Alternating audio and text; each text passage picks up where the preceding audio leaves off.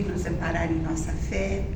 Então é num clima de muita gratidão e de muito amor a Deus, de muito amor a Jesus, que nós iniciamos a nossa singela reflexão de hoje com um tema que nos foi solicitado pelo Jorge e que aceitamos, e um tema que é inesgotável. E vamos então pensar a partir daquilo que está narrado no Evangelho de Mateus, no capítulo 22, quando um doutor da lei se aproxima de Jesus para pô-lo à prova, ou seja, todas as vezes que os doutores da lei, os escribas, os fariseus se aproximavam de Jesus, nos contam os evangelistas, sempre eles vinham com uma intenção não muito benevolente, porque já se colocavam como corações que sondavam aquele coração magnânimo, que para eles parecia destoar de tudo quanto eles acreditavam. E ele se aproxima para perguntar para Jesus qual era o maior mandamento. Ao que Jesus responde: amarás ao Senhor teu Deus de toda a tua alma, de todo o teu coração e de todo o teu entendimento. E o segundo, semelhante a esse, é: amarás o teu próximo como a ti mesmo. Creio que todos nós já ouvimos referências a essa maior lei incontáveis vezes. E pensando um pouquinho sobre ela, já muitas reflexões se nos despontam a partir dessa afirmação, porque quando Jesus coloca amarás a Deus, então esse é o maior mandamento, porque somos criaturas e Ele é o Criador. Então o amor a Deus deve estar presente no nosso coração em quaisquer circunstâncias. Mas, ao mesmo tempo, nós observamos que Jesus, quando coloca amarás a Deus de toda a tua alma, de todo o coração, de todo o teu entendimento, já nos revela que na esteira da evolução pela qual nós caminhamos, nós vamos amadurecendo a nossa compreensão sobre Deus. Nem sempre tivemos a compreensão que temos hoje. Basta olharmos para o nosso passado e vermos que caminhar lento e muitas vezes árido, todos nós tivemos enquanto humanidade, para podermos alcançar mais vasta compreensão sobre Deus. Então, quando se coloca de todo entendimento, é porque nós éramos convidados a amar a Deus, quando nós acreditávamos que Deus estava nas pedras, nos fenômenos da natureza, nas plantas, quando depois, um pouco mais amadurecidos, acreditávamos que havia vários deuses cuidando de nós, cada um com as suas funções. Então, mesmo nesses estágios iniciais do nosso entendimento, havia um clamor para que o nosso coração jamais se esquecesse de um ente superior que está acima de nós, que nos governa, que nos tutela. O cristianismo primitivo. Enquanto Consolador prometido, ela se torna Consolador prometido porque ela nos traz Jesus de volta. Quem é que nos consola? É Jesus. Quem é que nos consola se não o seu Evangelho? Tudo quanto Ele colocou ali. Então, o objetivo dos Espíritos que vieram trabalhar para que a codificação se tornasse uma realidade entre nós, estes sempre manifestaram esse grande objetivo de nos auxiliar a alcançarmos o mais vasto entendimento sobre os ensinamentos de Jesus, com algumas ferramentas de revelações que nem poderíamos dizer exatamente que eram novas, porque de alguma forma Jesus falou sobre elas, como a reencarnação, como a comunicação com os espíritos, mas de uma forma velada e que acabou sendo ao longo dos séculos, entre o cristianismo e o advento do espiritismo, um pouco negligenciado ou deturpado ou caiu na vala da indiferença para muitos corações.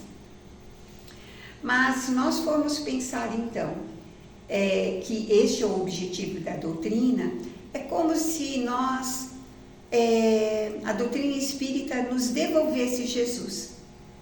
Mas por que nos devolver? Porque Jesus, quando esteve entre nós, caminhou entre as pessoas, não fez jamais distinção entre as pessoas, gostava de estar em convívio, ensinando, muito próximo. Ele que nunca se arvorou em ser Deus, mas filho de Deus como nós somos, sempre estava extremamente próximo de nós. Mas, historicamente, no quarto século, as coisas começaram a se transformar. Poderíamos citar como um grande marco o momento em que se institucionaliza o cristianismo e que se ergue sobre o pensamento de Jesus a Igreja Católica Apostólica Romana. E quando ela se estabelece como religião oficial do Estado romano, as coisas passam a se modificar. E de lá até o advento da doutrina espírita, muitos e muitos corações, ao longo dos séculos, foram criando obstáculos entre nós e Jesus. Então, Jesus, erguido à conta de Deus, tornou-se muito distante dos nossos corações. E algo intangível, inalcançável, enquanto que Jesus jamais esteve distante dos nossos corações, e ele estava sempre no meio das pessoas, no meio da multidão, oferecendo o seu amor e as suas revelações da lei de Deus. Então, a doutrina, ela nos traz, hoje, quando nós falamos em Jesus, nós falamos como um irmão, como se falamos a um irmão mais amadurecido, um irmão mais crescido, mas não distante de nós. Nós oramos e não vislumbramos que ele está nas alturas, mas muitas vezes o sentimos ao nosso lado. Muito diferente o que se passa no nosso coração hoje do que a forma como nós nos aproximamos ou nos dirigimos a Jesus em séculos que se passaram. Esse mesmo fenômeno que acontece também quando Jesus vem nos revelar Deus como Pai. Então, Jesus nasce no seio do povo judeu, e qual era a concepção de Deus que estava posta no judaísmo?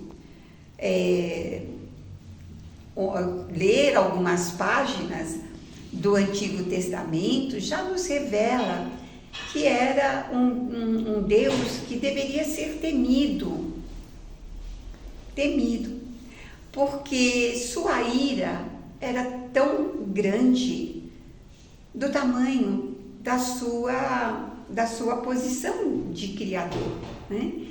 E dentro dessa concepção em que os homens temiam a Deus, não era permitido falar o nome de Deus, Deus era absolutamente inalcançável. E o que Jesus faz? Ele modifica tudo isso, porque ele vem e nos diz: Deus é Pai. Deus é Pai. E através das suas histórias, ele vai destacando o amor de Deus pelas suas criaturas. Vai destacando quão misericordioso é este Pai que nos ama. Ele vai nos convidando a nos aproximarmos como filhos se aproximam de um pai, sem temor, com amor. E Então Jesus vai trazendo isso para nós através de ensinamentos, de curas, de parábolas, nos convidando a uma outra relação. E quando Ele nos ensina a orar ante uma solicitação, e em aramaico ele usa uma expressão que significa paizinho, Abba, é uma expressão que significa paizinho. Primeiro, nós olhamos essa relação de Jesus com Deus e há tanta ternura nessa relação, e tanta confiança, e tanta fé para dirigir-se dessa forma. Mas, considerando que Ele estava a nos ensinar, era dessa forma que Ele estava nos convidando a nos dirigirmos a Deus, como um paizinho.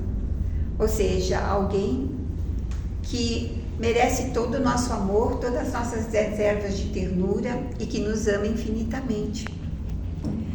Então, isso traz uma mudança enorme, como promoveu aquela mudança no coração dos cristãos, uma fé intensa, uma fé que não desdenhava testemunhos por amor a Deus, por amor a Jesus, renovando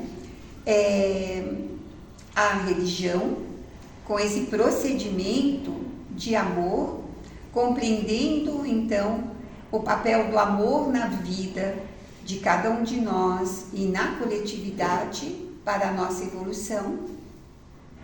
E nós temos os 3 primeiros séculos de cristianismo como as mais belas páginas de fé, de perseverança e de amor a Deus, que nós já tivemos oportunidade de acompanhar no nosso mundo. Então, essa mesma renovação que se promoveu lá, a doutrina espírita vem e promove no nosso coração. Então, nós temos hoje um entendimento diferente do entendimento que tínhamos quando abraçamos outras religiões, seja nessa nossa existência, ou seja em existências que já se foram, né, no nosso passado espiritual. Nós já transitamos por incontáveis religiões, não nos lembramos, mas com certeza estivemos em muitas culturas, em muitos lugares desse mundo e, portanto, abraçando inúmeras concepções religiosas. Cada uma delas nos legou uma forma de entendermos a Deus e nos auxiliou em nossa caminhada. Hoje, a forma como nós entendemos a Deus novamente, como Jesus nos convidou a olhar, a pensar e a nos aproximarmos de Deus. Duas coisas distintas, né? Amar a Deus e amar sobre todas as coisas. Nós gostaríamos de trazer pontos de uma mensagem que foi escrita por Humberto de Campos, está no livro A Boa Nova, que recomendamos fortemente. São 30 lições em que nós temos a alegria de acompanhar os ensinamentos de Jesus aos seus discípulos e posteriormente apóstolos. E na lição 6, o título é Fidelidade a Deus. E escolhemos isto como um ponto de partida justamente pelos elementos que essa mensagem nos oferece para compreendermos a importância da fidelidade a Deus. Como é que nós mostramos esse amor a Deus? Jesus vai nos trazer como um ponto primordial, como um dos primeiros passos, a fidelidade a Deus. Então, nos conta Humberto que quando Jesus começou em suas pregações a falar dos esforços ingentes, dos trabalhos que competia àqueles que desejavam segui-lo na construção do reino de Deus. Alguns dos discípulos começaram a manifestar uma certa perplexidade, que se manifestava em pensamentos como: o quê? Mas edificar o reino de Deus exige tanto trabalho de nós, tantos esforços. E Jesus, que acompanhava as conversações, Jesus irá aguardar um momento de conversar com todo o seu conjunto de discípulos bem-amados. Então, numa noite, quando Jesus já havia curado, dirigido palavras de bom ânimo e luz à multidão que o acompanhava, recolhido com os seus discípulos, Jesus então começa uma conversação com eles. Primeiramente, Jesus vai fazendo algumas perguntas para incentivá-los a abrirem os corações em torno dessa perplexidade em que eles de repente se viram quando constataram que edificar o reino de Deus demandava muito esforço, muito trabalho. E após Jesus ouvi-los, então Jesus ouviu atentamente, e aí a gente já recebe uma lição preciosa ao nosso coração no convívio com os nossos semelhantes, porque enquanto muitas vezes nós nem fazemos perguntas, nós já falamos, e quando fazemos pergunta, muitas vezes não temos muita paciência de aguardarmos que todos se pronunciem. Jesus ouviu atentamente cada coração, Jesus sondava o que havia no coração de cada um. Nós sabemos que Jesus sondava e sonda os nossos corações ainda hoje, não tenhamos dúvida disso. Para Jesus, quando Ele estava conosco no mundo, nenhum pensamento era encoberto, nenhum pensamento, nenhum sentimento passavam desapercebido aos seus olhos espirituais e ao seu coração. Tudo Jesus sondava, e continua sondando, porque é esse movimento que Ele prossegue fazendo conosco, sentindo como nós estamos, como está o nosso coração, quais são as nossas necessidades, e enfim, naquele memorável dia, Jesus sondava o coração dos seus discípulos. Então, quando Jesus, depois de ouvi-los, lhes diz que a nossa primeira preocupação quando desejamos erguer o reino de Deus no coração é a fidelidade a Deus. E essa fidelidade, Jesus diz, Deus sempre foi e será fiel a cada um dos seus filhos. Jamais poderíamos duvidar da fidelidade de Deus para conosco. Deus que nos criou, que nos dá todas as condições para nós evoluirmos, que nos destinou elevados cumes de evolução.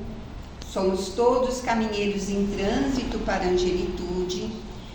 E então este amor de Deus para conosco está sempre presente, mesmo quando nós não o conhecíamos, mesmo quando lá nos passos iniciais da nossa caminhada evolutiva enquanto homens, nós ainda não cogitávamos acerca da existência de Deus.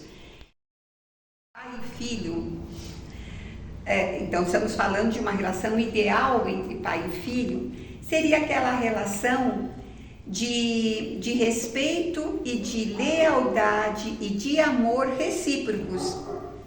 Não pode ser unilateral, não é? Porque Deus nos ama, mas nós, enquanto filhos, também somos convidados a amar a Deus, não é? Essa perfeita comunhão, ela requer reciprocidade, porque é inegável que Deus nos ama desde que nos criou. Mas e nós? Temos sabido amá-lo como Ele nos ama? Certamente que a nossa trajetória no mundo nos diz que nós estamos aprendendo a realizar isso, não é? Mas podemos então sonhar com essa perfeita integração com Deus, com essa lealdade, com essa fidelidade que é recíproca. E aí, aonde essa lealdade, essa fidelidade se manifestaria? Não seria exatamente em relação às leis de Deus, não é? Porque existe uma lei. Essa lei é a lei do amor, lei universal, lei de Deus. E como é que nós podemos manifestar lealdade a Deus se não for através da vivência, da observância, do cumprimento da sua lei? Enquanto estivermos afastados desta observância da lei de Deus, nós podemos dizer que amamos a Deus, mas nós não sabemos ainda amar como convém amar, porque não é uma mera manifestação de palavras. Aliás, na nossa vida do cotidiano, nas nossas relações humanas, existe em nós um anseio diante das pessoas que dizem nos amar. Nós acreditamos no amor dos outros para conosco quando esse amor se evidencia, não através de palavras, mas através de gestos. Quando o outro se importa conosco, quando o outro deseja a nossa felicidade, o nosso bem, quando está ao nosso lado, e nós temos necessidade disso para sentirmos que o outro verdadeiramente nos ama.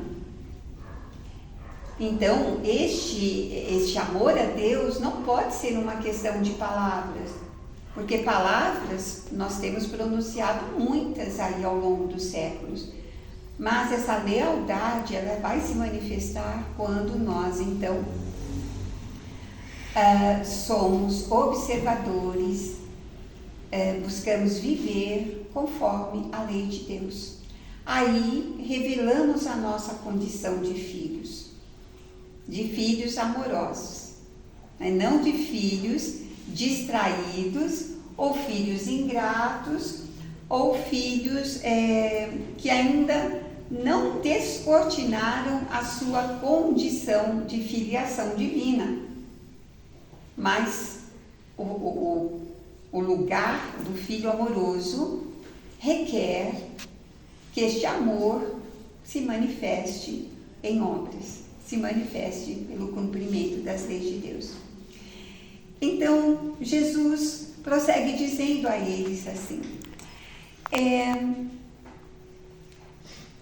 vocês ficaram um tanto aturdidos quando se esboçou o esforço que é necessário fazer para edificar o reino de Deus e permanecer em comunhão com Ele. E esses sacrifícios, como foi colocado, pareceu algo muito acima daquilo que as forças de cada criatura pode suportar.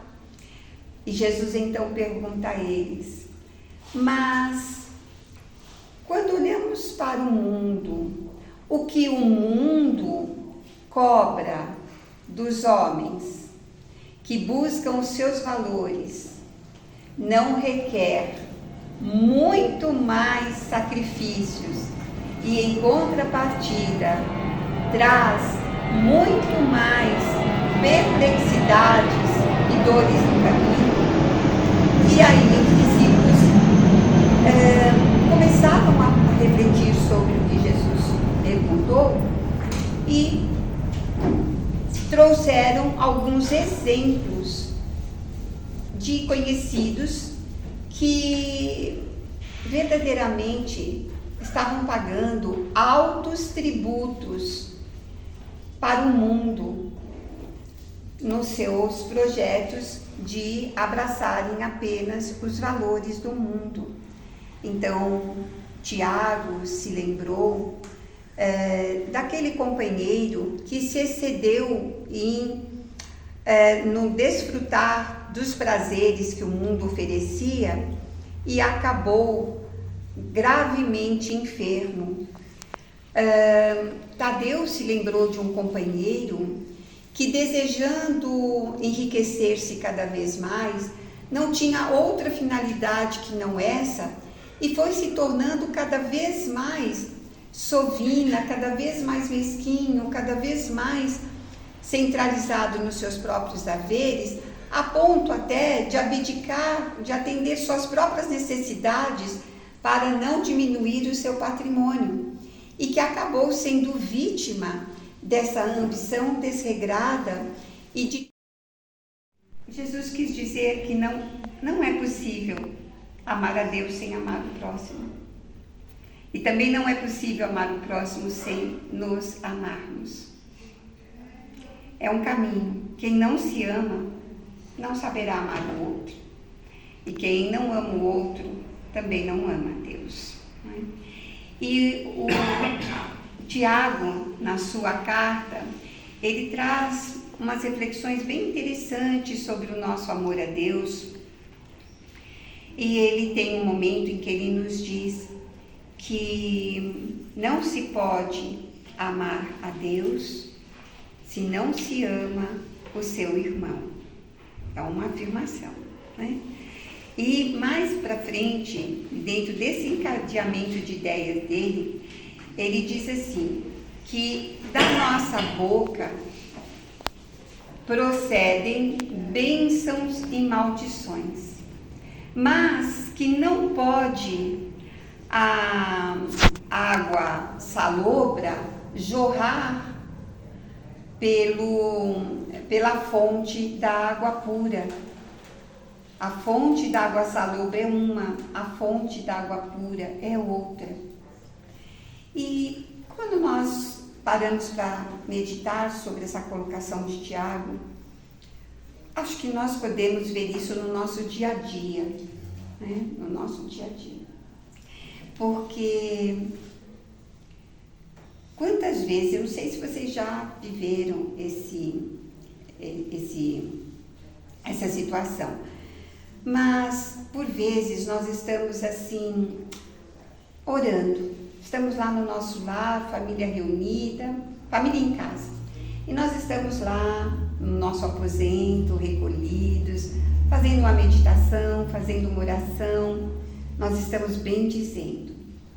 E com certeza nesse momento de oração, nós estamos bendizendo a Deus e nós estamos também pedindo a Deus para que tome conta desse mundo. De uma forma ou de outra, nós estamos pensando na coletividade, pedindo paz, não é? Creio que esse seja o teor das nossas orações, não só por nós, mas já estamos pedindo pelo mundo. E de repente, então, terminamos a nossa oração, vamos ao convívio familiar. E na primeira oportunidade, se alguém na família fala alguma coisa que nos desagrada, vem a tal da maldição. Nosso verbo, que estava doce em contato com Deus, azeda, e nós proferimos alguma palavra de crítica, em tom às vezes desrespeitoso, atritamos, às vezes até porque o jantar não era o que a gente queria. A gente estava esperando um jantar mais gostoso e de repente não tinha nada que a gente gostasse. E a gente irrompe em um certo desequilíbrio emocional. Só isso que ele coloca nos dá a dimensão dessa dualidade que está em nosso coração, porque nós estamos em processo de crescimento. É preciso muita vigilância para que da nossa boca somente a água pura seja servida às pessoas, o que requer que a gente cuide do coração, que é a fonte. O coração é a fonte.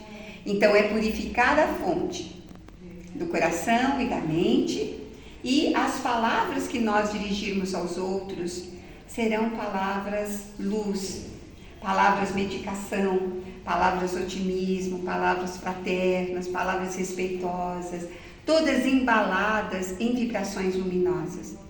Mas se não vigiamos, nosso coração ainda repleto de egoísmo, de intemperança, de vaidade, de personalismo, de orgulho, muitas vezes ditará palavras que ferem, que desrespeitam, que deprimem, que amarguram, que azedam os corações que as ouvem.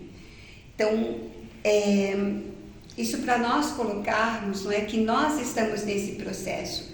Então, é uma ilustração do processo que o nosso coração ainda vivencia, porque se almejamos a luz, ainda transportamos sombras conosco. As armas não são as armas de fogo, mas as armas são aquelas que procedem do nosso pensamento, do nosso sentimento, duelando contra pessoas, às vezes até mesmo numa convivência mais estreita, quando nós duelamos pelo verbo, duelamos pelas vibrações que nós emitimos, ou seja, nós ainda temos muita dificuldade de resolvermos conflitos que são quase que inerentes à nossa condição humana ainda, mas resolver pela paz, resolver pelo respeito mútuo, resolver pelo entendimento, pela renúncia, várias formas pacíficas de resolução de conflitos que nós ainda estamos com muita dificuldade de desenvolver.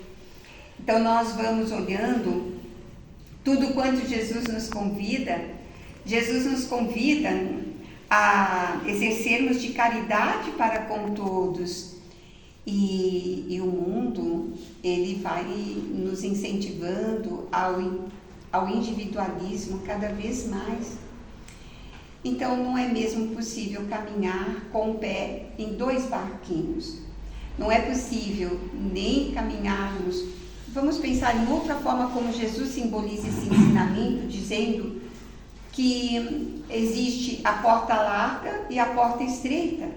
A porta larga, o caminho é largo, mas é o caminho da perdição. Quando nós chegamos ao final desse caminho, encontraremos dor e desolação.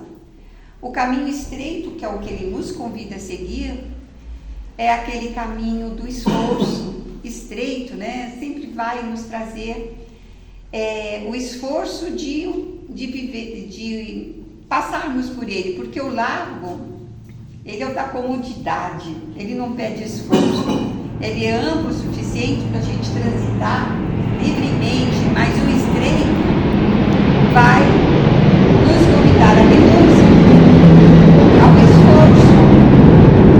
Mas, disse Jesus, ao fim deste caminho, nós encontraremos vida plena. Então, são escolhas que fazemos. E é possível a gente colocar um pé no caminho largo e um pé no caminho estreito? Não, a gente não conseguiria andar. Então, é uma escolha que nós fazemos. Então, amar a Deus, se cumprirmos a sua vontade, essa vontade que nos foi revelada por Jesus, nos convida a seguir os passos de Jesus. Porque enquanto não seguirmos, seremos aqueles que proclamam nosso amor a Deus apenas pelos lábios, proclamam amor a Jesus foi dessa forma, quando Jesus disse que este povo me honra com os lábios, mas o coração está distante de mim. É para nós perguntarmos em que posição nós estamos, em quem honra com os lábios e está com o coração distante, ou já rompemos com essa barreira e podemos dizer: não, Jesus, eu amo, eu procuro servir dentro dos meus limites, mas querendo cada dia ser um pouco melhor do que fui ontem, né? Esse é o convite da doutrina espírita, já que a evolução não dá saltos, é que cada dia a gente faça um esforço para ser um tantinho melhor do que no dia que passou. Autoconhecimento e aquela meditação diária. O que fiz? Como foi meu dia? Fiz todo o bem que eu podia? Me neguei a fazer o bem? Qual o mal que eu cometi? São perguntas que nós precisamos nos fazer se queremos sair do ideal e concretizarmos os nossos sonhos, não é? Com esforço e trabalho. Então, isso vai nos ajudando na nossa transformação interior, para que nós possamos a cada dia dizer para nós mesmos que sim, Jesus, eu estou amando um tanto mais a Deus, porque estou amando um tanto mais os meus semelhantes, não é? E nessa estrada de evolução infinita, nós seguramente vamos galgando degraus ascensionais, quanto mais nós compreendermos e vivermos a lei de amor. Então, amar a Deus sobre todas as coisas é verdadeiramente amar o próximo como a si mesmo, respeitando a sua lei de amor, vivendo de conformidade com ela. E nisto nós alcançaremos essa vida plena, alcançaremos a vitória sobre todas as nossas mazelas, sejam enfermidades, sejam conflitos interiores, tudo, em toda a sombra no nosso coração se dissipará, quanto mais compreendermos o significado do amor a Deus em nosso cotidiano e em nosso coração. Então, muita paz a todos, que Jesus nos abençoe. Amém. Deus e a Mamon é também um ensinamento de Jesus que provavelmente todos nós tenhamos ouvido várias vezes, e que é exatamente isso: a quem nós vamos devotar a nossa lealdade,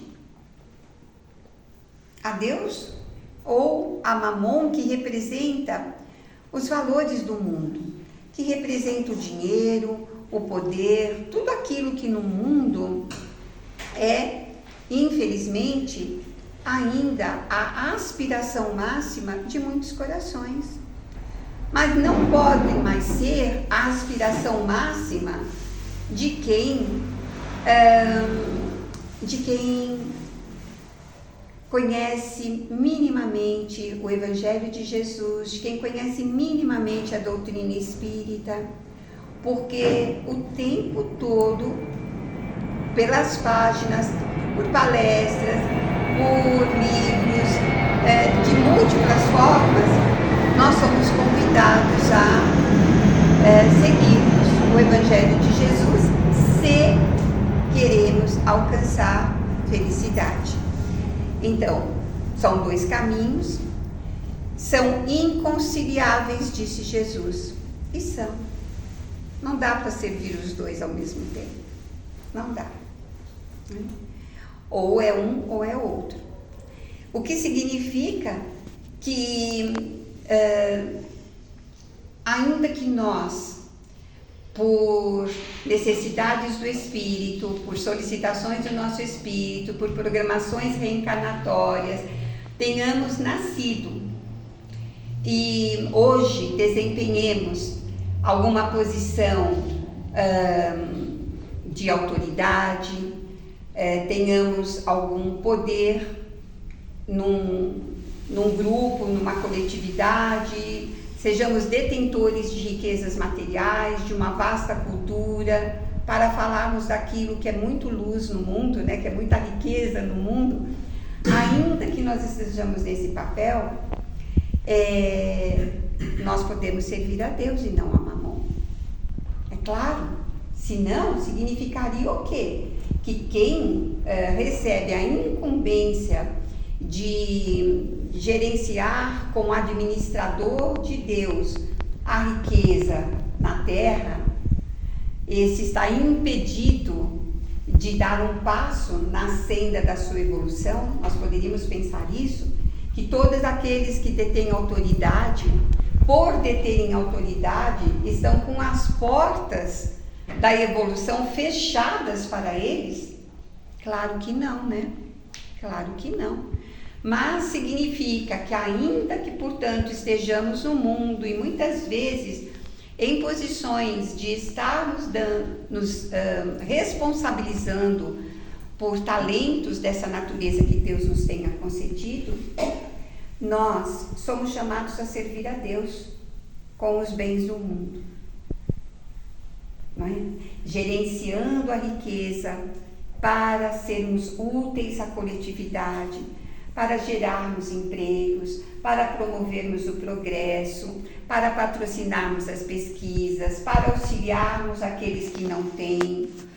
Idem se formos pensar no talento da instrução, o quanto é possível fazer sendo detentor de uma cultura de uma instrução mais vasta, auxiliando as pessoas também a progredirem no conhecimento, no poder. Então, quantas possibilidades está reservada aos que detêm poder para administrar pelo bem da coletividade, para poder promover o progresso das pessoas, para dar condições dignas de todas as pessoas viverem.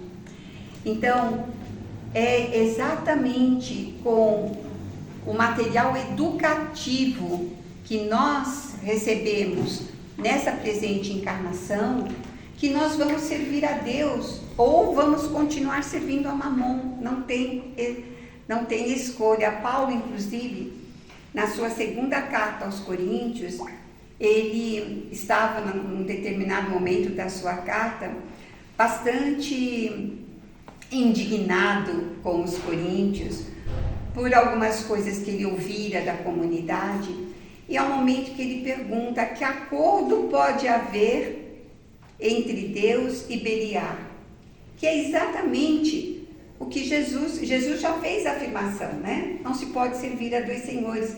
Paulo transforma numa pergunta: que acordo pode haver entre Deus e Beliar? Beliar é um deus pagão que também simboliza como Mamon o mundo com as suas riquezas, né? Com aquilo que é valorizado no nosso mundo.